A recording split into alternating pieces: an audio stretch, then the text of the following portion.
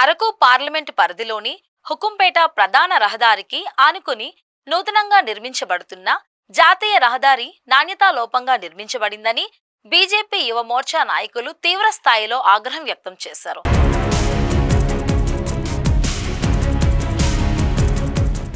రహదారి నిర్మాణాన్ని పరిశీలించి పలు లోపాలను గుర్తించారు.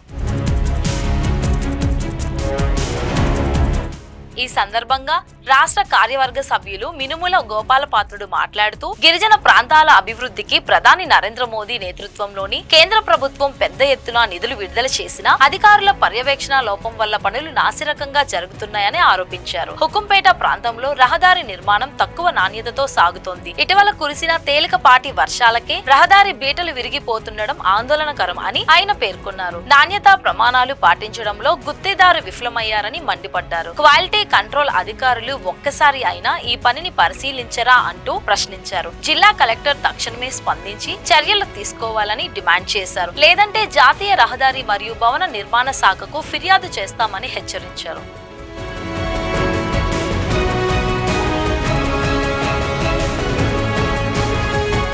నా పేరు గోపాలపాత్రుడు, భారతీయ జనతా యువ మోర్చా రాష్ట్ర కార్య సభ్యులు. ఈ రోజు హుకుంపేట మండలానికి ప్రధాన ద్వారంలో ఉన్నటువంటి అవుట్స్కర్ట్స్ లో ఈ యొక్క హైవే చూస్తున్నాం. ఈ హైవే ఈ బిట్టు ప్రారంభించి సుమారు నెల రోజులు కాకుండానే ఈ జాతీయ రహదారిలో తేలిపాటి వర్షాలు కురుస్తున్న సందర్భంలో ఈ 3 రోజుల పాటు తేలికపాటి వర్షాలు కురుస్తున్న సందర్భంలోనే ఈ రోజు ఈ యొక్క హైవే అనేది క్రేక్ ఇవ్వడం జరిగింది. ఈ రోజు ఎంత నాణ్యత ఉందో మనకు అందరికి తెలిసిన విషయమే. ఈ రోజు అనేక ప్రజలు కూడా భయభ్రాంతులు గురైనటువంటి పరిస్థితి. హుకుంపేట జాతీయ రహదారిలో పగులు రావడం జరిగింది కాబట్టి రోడ్డు సేఫ్టీ సందర్భంలో అధికారులు వెంటనే స్పందించాలి. జిల్లా కలెక్టర్ కూడా ఎంతో స్పందించకపోతే తప్పకుండా భారతీయ జనతా యువ మోర్చా తరపున కేంద్ర ప్రభుత్వం రహదారి యొక్క కేంద్ర మంత్రి వర్తిన నితిన్ గడ్కరీ కూడా మేము కంప్లీట్ చేసే ప్రయత్నం చేస్తామని తెలియజేస్తున్నాం. నమస్తే, పాంగి మచ్చికొండ బాబు, బీజేపీ అరకు పార్లమెంట్ జిల్లా ప్రధాన కార్యదర్శి. ఈ రోజు హుకుంపేట మండల కేంద్రానికి ఆనుకున్నటువంటి జాతీయ రహదారిని సందర్శించడం జరిగింది. అయితే ఇటీవల కురిసిన వారం రోజులు కురిసిన వర్షాలకి నిన్న మన ఇచ్చినటువంటి ఒక జాతీయ రహదారి పగుల్లో వచ్చి బీటల వారి కొట్టుకొని పోయినటువంటి పరిస్థితి ఇక్కడ చూస్తా ఉన్నాం. కేంద్ర ప్రభుత్వం గిరిజన ప్రాంతాన్ని కూడా జాతీయ రహదారితో అనుసంధానం చేయడానికి కోట్ల రూపాయల ప్రజాధనాన్ని ఇస్తా ఉంటాయి. స్థానికంగా ఉన్నటువంటి అధికారులు గానీ అలాగే ఈ యొక్క రోడ్డు